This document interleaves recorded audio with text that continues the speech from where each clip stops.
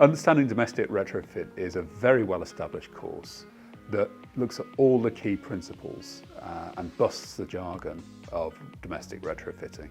So if you want to know what whole house retrofit is, if you want to understand fabric first retrofit, if you want to know what the heck building physics is, this is the best place to start. Understanding Domestic Retrofit is a level 2 qualification, and there are no eligibility criteria for this, so you don't need to worry about what qualifications or experience you have.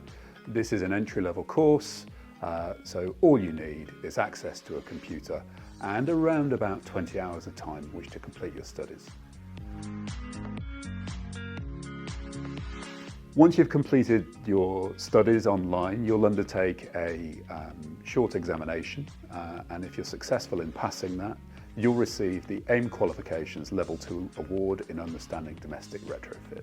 That's a widely recognised qualification in the industry, so if you want to take the next step in your career in retrofit, this is a really great qualification to hold.